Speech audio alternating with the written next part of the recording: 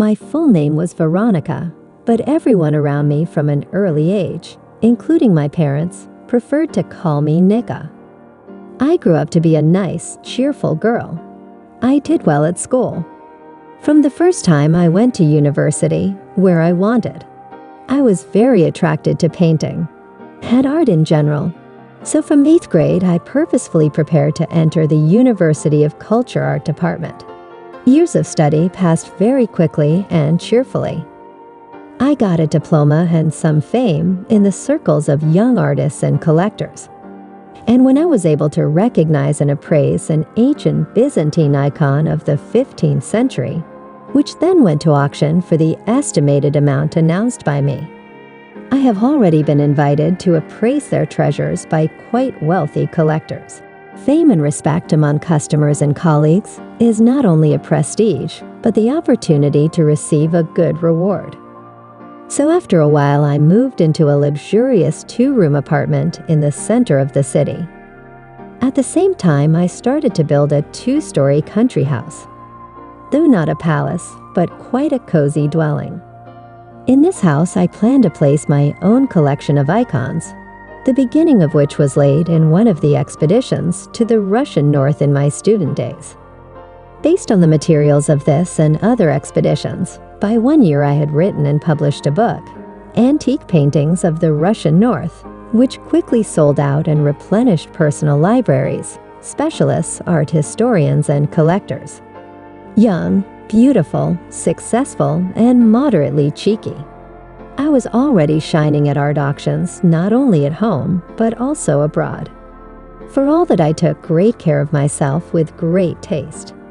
I dressed, played sports to be in great physical shape. Everything was fine, but I just could not choose a candidate for a husband. There were plenty of suitors. I was not picky in this matter, but I wanted to find the only one with whom I wanted to live to a ripe old age and die on the same day. One day, when I was returning from a vernissage organized by a rich acquaintance, I bumped the bumper of my car into a young soldier who was walking down the street. I was really frightened and jumped out of the car and ran up to the victim and asked him if he was okay, if there were any injuries. Only my pants were a little damaged. The young man smiled guiltily and tried to put the torn pocket back in place. "Are you sure you don't have any pain?" I asked suddenly, realizing that the unfamiliar man was attracted to me by something. "By the way, my name is Nika." Suddenly I blurted out, "Well, I'm Igor." The stranger looked at me and smiled again. "And let me give you a ride," I said, and I caught myself thinking that I really don't want to part with the man. "Thank you. I live around here." Igor opened the door and sat down next to me. "I'll shove you the way." I acted like a fool. I tried not to take my eyes off the road, unexpectedly. I asked Igor, "And what do you like more, tea or coffee?" "Tea, actually, but coffee is okay too." He looked at me and smiled, and asked in response, "Do you want to invite me to tea?" "Yes, I do," he replied. "Oh my God, I've come to the point where I'm dragging a man into the house myself." Thoughts like drumsticks pounded on my head. "Well, if only with jam," said Igor and smiled again. From then on, things just kind of took off on their own. Date after date, and eventually we started living together. That's how we got married 2 years later. I have never regretted marrying Igor.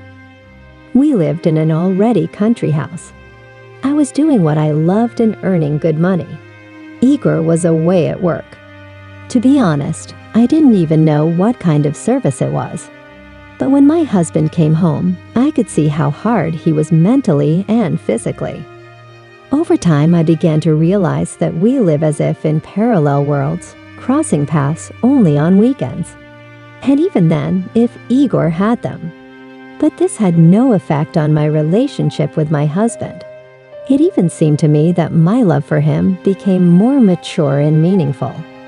Periodically, Igor went on long business trips, and then I was off to work, starting to write a new book on old Russian painting and going on a new expedition to get the material. I spent days in the library, reading the diaries of my colleagues and devising a new route. From time to time, I was invited to consult with a collector, so I had even less free time. One day, when Igor was on another business trip, my close friend Leica invited me to his birthday. I first even wanted to refuse, but then decided to go. From work, too, sometimes you need a break. Celebrated at the cottage at Lisa's next suitor.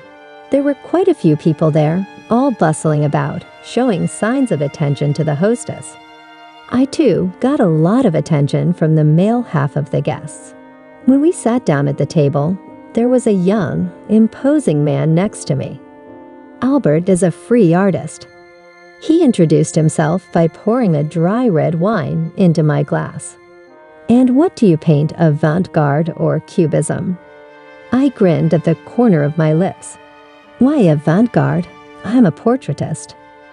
Albert set his glass on the table, and not a bad one, I dare say.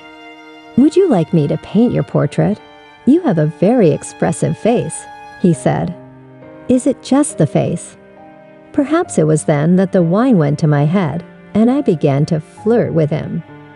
The painter was embarrassed, and then began to compliment me with even more fervor. By the end of the evening, I was pretty tipsy. And when Albert offered to see his work out of the blue, I agreed. I was back in my usual milieu, hanging out among the bohemians, and so I saw nothing criminal about going and seeing paintings by an artist I had never seen before. Albert's studio was in a one-room apartment on the 5th floor of an 8-story building. Albert's cluttered room, unfinished work, the smell of paints. All this inspired madness, and I myself did not fully understand how I found myself in bed with a free artist. I gave myself to him without foreplay. It felt good to snuggle up to him. I apologized for my revelations, but Albert knew all the weak points of a woman, and soon he had already made attempts in places where my husband did not even think. I was already in a drunken stupor, in sweet debauchery, and simply did not resist, but on the contrary, went along with him. In the morning, I woke up to the smell of fresh military coffee, afraid to spill the hot coffee. Carefully, I took the cup from Albert's hand. "Well," asked the portraitist, "what do you mean?" I pretended I didn't understand the question and pulled the sheet over myself. "I was talking about coffee. What were you thinking about?" Mentally, I knew I was cynically betraying my husband, Igor, at this moment. But it didn't torture me. Remorse was good, and I didn't want to leave my new acquaintance. "But so, let's go on," interrupted my thoughts by saying Albert, and took the cup from my hand and put it on the table at home. I didn't return until the next day. I wasn't expecting Igor so early, so I wasn't afraid of my husband's sudden arrival. After 2 years of a quiet, measured life with my husband, I was tempted to go out. No, I did not feel remorse. I just did not know how to go on. Immediately stopped the relationship with Albert, or conversely, to continue. The night and day spent in bed lover, I did not consider treason. What's the big deal? I'm not going to leave my husband. But I regretted a little bit. Not flushed. Just one day, Igor stopped seeing me as a woman, stopped giving me flowers, saying compliments. In my heart, I felt my husband loved me, but his love was quiet, standard sex, and without any fanaticism. I was well aware that Albert was a womanizer. His extensive experience in bed told me that. A twisted fantasy. But the next morning, Albert texted me that he wanted to see me, and I couldn't resist. I spent the night in his arms again. The vicious liaison dragged on.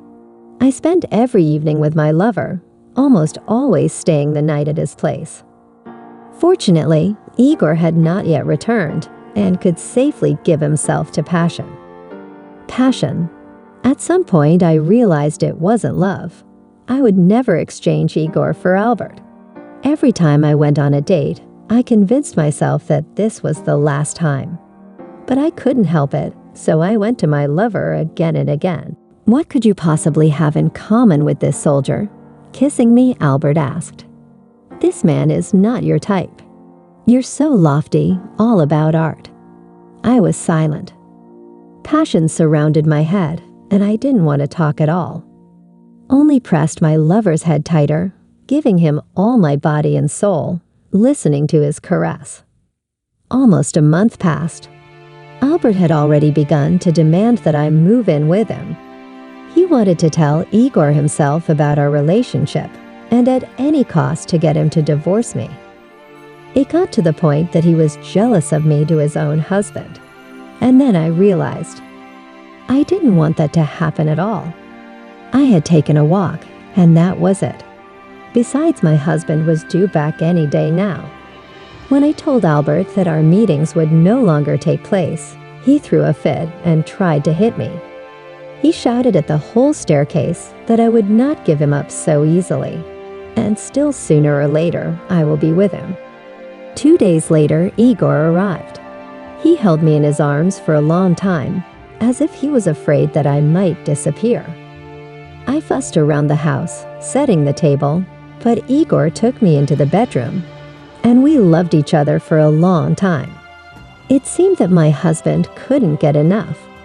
And at that moment, I realized that I had no one in the world more dear to me than him. The affair with the painter now seemed somehow unreal. It was in the past, and I didn't even want to think about it. 2 days had passed since Igor's return, and we couldn't get enough of each other. I felt a sense of guilt toward my husband that grew stronger every day. It was literally eating away at me from the inside. I didn't know what to do, how to redeem myself in front of Igor. Several times I tried to tell him everything, to throw myself at his feet and apologize for what I had done. But I knew that my husband loved me very much, but would never forgive me. I called all kinds of names to myself. But what's done cannot be undone. We were having breakfast and discussing our plans for the weekend. When the doorbell rang insistently, Igor opened the front door and saw 2 policemen. A full woman and a man rubbing their hands nervously. Looking out from behind my husband, I recognized Albert among the crowd. My heart felt uneasy, frozen. What did he want? Citizen Belogorsk Igor Vladimirovich. One of the policemen moved closer to Igor. "You are detained." "I don't understand. What am I being accused of?" My husband looked around and looked at me in a kind of helpless surprise. "Of domestic violence, of beating your own wife. Were you bullying her when you found out she wanted to leave you for her lover?" The woman standing behind the police officers almost screamed. She pointed with her hand to the real Albert behind her. "Mr. Rubinchik has written a statement saying that you are forcibly restraining both Mrs. Beloborskaya and systematically beating her." Igor turned to me. "What does all this mean, Nika?" Albert said, "What it means is that we love each other and want to be together. Nika wanted to get a divorce and leave for me, but you locked her in the house." Albert squeezed forward and stood close to Igor. "Look," he pulled out a flash drive and a stack of pictures and held them out to my husband. Out of the corner of my eye, I saw myself in the photo in my lover's arms. My eyes went black and I began to crawl down the wall, fainting. The last thing I saw was Igor hitting Albert, and he fell into the arms of the policeman who had managed to catch him. When I came to, Albert was flailing around beside me. I was lying on the couch in the living room, open with a plate and a cold towel on my forehead. The stranger sat in the chair across from me, staring at me in silence. What is the meaning of all this? What are you doing in my house? Where is my husband? Almost in a shorthand. Exhaled, don't worry, sweetheart, your husband won't hurt you anymore. He's been taken to the station. I hope this animal gets what's coming to him.